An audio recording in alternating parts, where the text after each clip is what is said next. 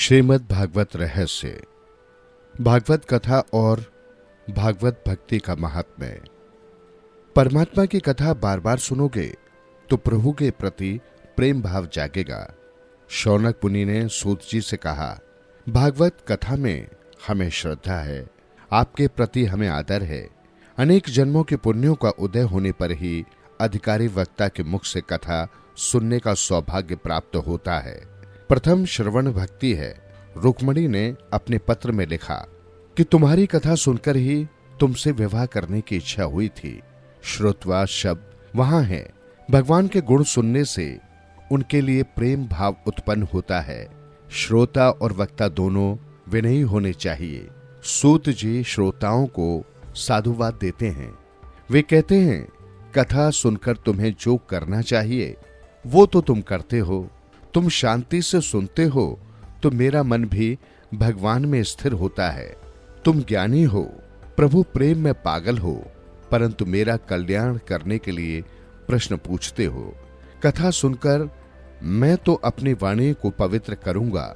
शिव महिमन स्तोत्र में पुष्पदंत ने भी कहा है कि शिव तत्व का वर्णन वैसे तो कौन कर सकता है। मैं तो अपनी वाणी को पवित्र करने चला हूं। आरंभ में सूतदेव जी शुकदेव जी का वंदन करते हैं, फिर भगवान नारायण का वंदन करते हैं। नारायणम नमस्कृत्य। भारत के प्रधान देव नारायण हैं। श्री कृष्ण गोलोक में पधारे। सभी अवतारों की समाप्ति हुई, किंतु नारायण की न तो समाप्ति हुई है और न होगी। भारत की प्रजा का कल्याण करने के लिए वे आज भी तपस्या कर रहे हैं। श्री शंकराचार्य जी को नर नारायण का दर्शन हुआ तो उन्होंने कहा कि मैं तो महान योगी हूं, इससे आपका दर्शन कर सका हूं, किंतु कलयुग के भोगीजन भी आपके दर्शन कर सकें, ऐसी कृपा कीजिए। भगवान ने उन्हें उस समय बद्री नारायण के नारद कुंड में स्नान करने का आदेश दिया और कहा कि वहां से तुम्हें मेरी जो मूर्ति मिलेगी उसकी स्थापना करना। बद्री नारायण भगवान की स्थापना शंकर स्वामी ने की है। शंकराचार्य का प्रथम ग्रंथ है विष्णु सहस्त्रम की टीका। मन से मानस दर्शन का पुण्य बहुत लिखा गया है। नारायण को मन में प्रणाम करो, जो जाए बद्री उसकी काया सुधरे। बद्री नारायण तीर्थ में लक्ष्मी की मूर्ति मंदिर के बाहर है। तपस्या में स्त्री ध्रुव और बालक का संग बाधक है। नारायण ने लक्ष्मी जी से कहा, तुम बाहर बैठकर ध्यान करो, मैं अंदर बैठकर ध्यान करूंगा। एक भक्त ने बद्री नारायण के पुजारी से पूछा कि इतनी कड़ाके की सर्दी में चंदन से ठाकुर जी की पूजा क्यों करते हो? पुजारी ने उत्तर दिया, अपने ठाकुर जी कठोर तपस्या करते हैं, जिससे शक्ति बढ़ती है और ठाकुर जी को बहुत गर्मी लगती है, सो चंदन से पूजा की जाती है। सूत जी सरस्वती और व्यास जी को वंदन करके कथा आरंभ करते हैं। जिस धर्म से मनुष्य के हृदय में श्री कृष्ण के प्रति भक्ति जागे वही धर्म श्रेष्ठ है। भक्ति भी ऐसी होनी चाहिए कि जिसमें किसी भी प्रकार की कामना न हो। निष्काम निरंतर भक्ति से हृदय आनंद रूप परमात्मा की प्राप्ति करके कृतकृत्य हो जाता है। सूत जी कहते हैं, जीवात्मा अंश है और परमात्मा अंशी। अंशी से अंश अलग हो गया है और इसलिए वो दुखी है। अंशी अर्थात परमात्मा में मिल जाने पर ही जीव कृतार्थ होता है। परमात्मा कहते हैं, तू मेरा अंश है, तू मुझसे मिलकर कृतार्थ होगा। पर नारायण का अंश है, अंश नर जब तक अंशी नारायण में न मिल जाए तब तक उसे शांति नहीं मिलेगी। मैंने ये नियम निश्चित किया है कि अपने परमात्मा का आश्रय लेकर उनके साथ मुझे एक होना है। ज्ञानी जन ज्ञान से अभेद सिद्ध करते हैं तो वैष्णव महात्मा प्रेम द्वारा अद्वैत सिद्ध करते हैं। प्रेम की परिपूर्णता अद्वैत में ही है। भक्त और भगवान अंततः एक ही हो जाते हैं।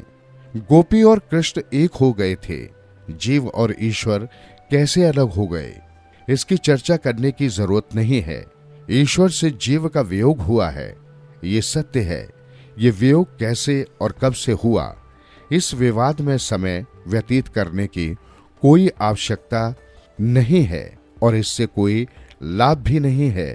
धोती पर दाग लग गया, वो कब और कैसे लगा, इस पर ही सोचते रहने से वो दाग दूर नहीं होगा। उस दाग को दूर करने पर ही धोती स्वच्छ होगी। इसी तरह ईश्वर से मिलने का प्रयत्न करें, यही इष्ट है। जब जीव निर्भय बनता है तभी वो भाग्यशाली होता है। जिसके सिर पर काल का भय है वो निर्भय कैसे हो सकता है? भाग्यशाली तो वो है जिसे मृत्यु का भय नहीं है। ध्रुव, पांडव, व्रज भक्त धन्य है कि जिनके अधीन काल था। ईश्वर को ये परीक्षा और अपेक्षा होती है कि मनुष्य को दी गई बुद्धि और मन का उसने क्या किया। जीव को मृत्यु के दिन अर्थात हिसाब देने के दिन भय लगता है। जिसका जीवन साफ है उसका हिसाब साफ है। जिस दिन इनकम टैक्स का अधिकारी किसी गृहस्थ से 1,00,000-2 लाख रुपए का हिसाब मांगता है तो वो गृहस्थ डर जाता है। तो फिर जब ईश्वर सारे जीवन का हिसाब मांगेगा तो क्या दशा होगी? क्या इसका भी कभी विचार किया है? किए हुए पापों की याद अंत काल में जब आने लगती है तो जीव भयभीत हो जाता है। जब तक मृत्यु का भय है तब तक जीव को शांति नहीं मिलेगी। भगवान जब जीव को अपना लेते हैं तब भगवान का सेवक काल जीव का कुछ भी आहित नहीं कर सकता। उपनिषद में कहा गया है, जीव और ईश्वर साथ साथ बैठे हुए हैं, फिर भी जीव ईश्वर को पहचानता नहीं है। जीव बाह्य मूर्ख बने तो वो अंतर्यामी को पहचान सके। एक व्यक्ति को मालूम हुआ कि गंगा किनारे रहने वाले एक संत के पास एक पारसमणि है। पारसमणि पाने की इच्छा से वो व्यक्ति संत की सेवा करने लगा। संत ने कहा कि मैं गंगा स्नान को जा रहा हूं, वापस आकर तुझे मैं पारसमणि दूंगा। संत तो ऐसा कहकर चले गए। अब उस व्यक्ति के मन में पारसमणि के लिए अकुलाहट बढ़ती गई। उसने संत की गैर हाजिरी में सारी झोपड़ी छान डाली, परंतु पारसमणि उसके हाथ न लगी। संत वापस आए। संत ने ये जान लिया तो पूछा, क्या इतना भी धीरज नहीं है? पारसमणि तो मैंने उस डिबिया में रखी है। ऐसा कहकर उन्होंने एक डिबिया नीचे उतारी। वो डिबिया तो लोहे की थी। तो उस व्यक्ति ने सोचा कि ये कैसी पारसमणि है, क्योंकि जिस डिबिया में वो पारसमणि रखी गई थी वो तो लोहे की थी। इस पारसमणि ने डिबिया को सोने का क्यों नहीं बनाया? क्या ये पारसमणि असली है या ये संत मजाक कर रहे हैं? उसने संत से पूछा कि डिबिया पारसमणि का स्पर्श होने पर भी लोहे की ही क्यों रह गई, सोने की क्यों न बनी? तो संत ने उसे बताया कि पारसमणि एक गुदड़ी में रखी थी, वो आवरण में थी, सो डिबिया सोने की नहीं बन पाई। इसी प्रकार ईश्वर और जीव हृदय में एक ही स्थान में रहते हैं, परंतु दोनों के बीच वासना का पर्दा है और फलतः दोनों का मिलन नहीं हो पाता। अर्थात ईश्वर को जीव पहचान नहीं सकता और जीव का ईश्वर से मिलन नहीं हो पाता। जीव आत्मा डिबिया है और ईश्वर पारसमणि। दोनों के बीच पर्दा है जिसे हटाना आवश्यक है। अहम और ममता रूपी चिथड़ा दूर करना है। साधना करने पर भी सिद्ध न मिले तो साधना के प्रति साधक के मन में उपेक्षा भाव जागता है। जीव साधक है, सेवा स्मरण साधना है। श्री कृष्ण साध्य हैं। विष्णु भगवान की भक्ति करना पुरुषों का परम धर्म है। लोग मानते हैं कि भक्ति मार्ग बिल्कुल सरल है। सुबह भगवान की पूजा की कि बस हो गई छुट्टी, फिर वे सारा दिन भगवान को भुलाए रहते हैं। ये भक्ति नहीं है। 24 घंटे ईश्वर का स्मरण रहे, यही भक्ति है। भक्ति में आनंद है, किंतु मनुष्य केवल शरीर से ही भक्ति करता है, मन से नहीं। वाणी भगवान के नाम का उच्चारण न करे तो वो सब व्यर्थ है। मन संसार के विषयों में रमता रहे और शरीर ठाकुर जी की सेवा करे तो वैसी सेवा में कोई आनंद नहीं रहेगा। सेवा में क्रिया मुख्य नहीं है, भाव ही प्रधान है। सब विषयों से मन को हटाओगे तभी सेवा में आनंद आएगा। सर्वेशम अविरोधने ब्रह्म कर्म सभार्वे। सेवा करने बैठो तो पहले भावना करो। सेवा करने पर भी भगवान के दर्शन न हो सके तो दोष स्वयं का ही है। सेवक को सेवा करने के बाद मेरा पाप गया, मेरा दुख गया, मेरा दरिद्र मिटा, मैं कृतार्थ हुआ, ऐसी भावना होनी चाहिए। सेवा करने पर ऐसा भाव नहीं हो तो सेवा पूजा से कोई आनंद नहीं होगा। संसार के विषयों को मन से हटाओ। जब तक नहीं हटाओगे तब तक सेवा में आनंद नहीं होगा। सेवा ये भावना है। परमात्मा की सेवा तभी होगी जब संसार के विषयों का प्रेम कम होगा। परमात्मा से प्रेम करना है तो विषयों को प्रेम छोड़ना होगा। प्रेम की संकरी गली में दोनों का निर्वाह नहीं होगा। जब तक जगत का बंधन नहीं छोड़ोगे तब तक ब्रह्म संबंध नहीं होगा। संसार के विषयों का मोह धीरे धीरे छोड़ो। संसार को छोड़कर कहां जाओगे? संसार त्याग करने की आवश्यकता नहीं है, विषयों का मोह छोड़ने की जरूरत है। व्रत में त्याग करने की आज्ञा है, वो भी हमेशा के त्याग के लिए। हमेशा का त्याग हो नहीं सकता, इसलिए व्रत विधि बताई गई है। धीरे धीरे संयम बढ़ाओगे, वैराग्य बढ़ाओगे तो ईश्वर सेवा में, ध्यान में अनूठा आनंद आएगा। एक समय एक चौबे जी मथुरा से गोकुल जाने को निकले। नौका में बैठकर यमुना जी को पार करना था। चौबे जी भांग के नशे में थे। वे नौका में बैठे और चप्पू चलाने लगे। अपने बाहुबल पर पूर्ण विश्वास होने से कहने लगे कि नाव अभी गोकुल पहुंच जाएगी। चौबे जी ने सारी रात नाव चलाई। सुबह हुई। चौबे जी सोचने लगे कि ये मथुरा जैसा कौन सा गांव आ गया। किसी से पूछा कि कौन सा गांव है। उत्तर मिला कि मथुरा है। वही विश्राम घाट और वही मथुरा। नशा उतरने पर चौबे जी को अपनी मूर्खता का भान हुआ। चौबे जी ने सारी रात नाव चलाई, किंतु नाव तो रस्सी के जरिए घाट से बंधी हुई थी। नशे के असर से वे नाव खोलना ही भूल गए थे और सारी रात चलाने पर भी वो वहीं के वहीं रह गए। ये अवस्था चौबे जी की नहीं, हम सब की है। सभी इंद्रियां सुख के नशे में चूर हैं।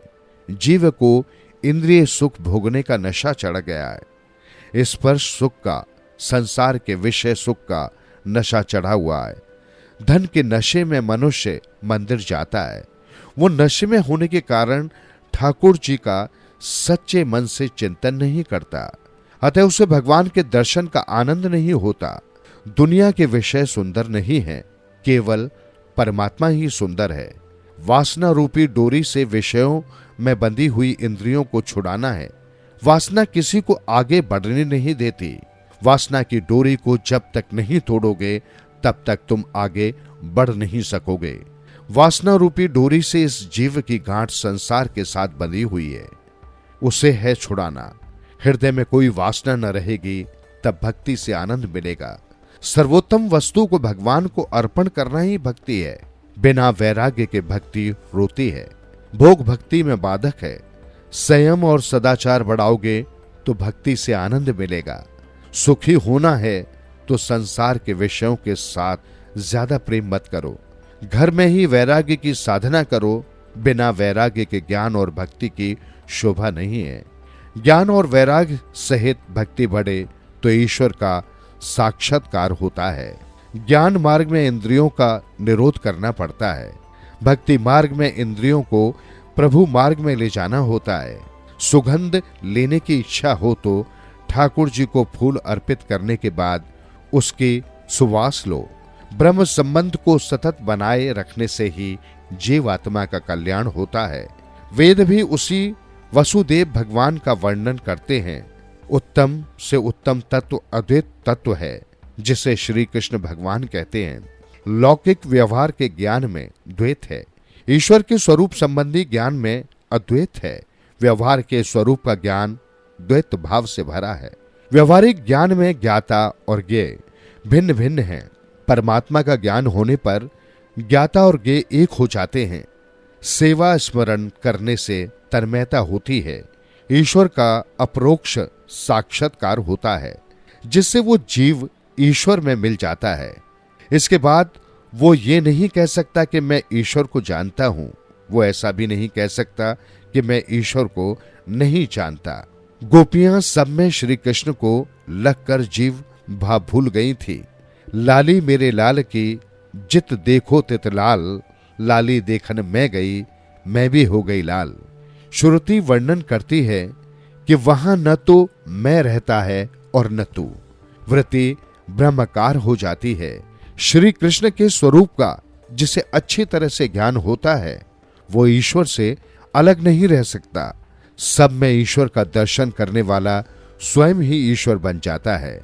जब तक जीव का जीव भाव न जाए, तब तक अपरोक्ष अनुभव नहीं होता। इस प्रकार अद्वैत का ज्ञान बताता है। जीव और ब्रह्म का अद्वैत पीछे सिद्ध होगा। उससे पहले जीव और गुरु का अद्वैत होना चाहिए। मन से एक होना है, शरीर से नहीं। शुद्ध ब्रह्म माया के संसर्ग के बिना अवतार नहीं ले सका।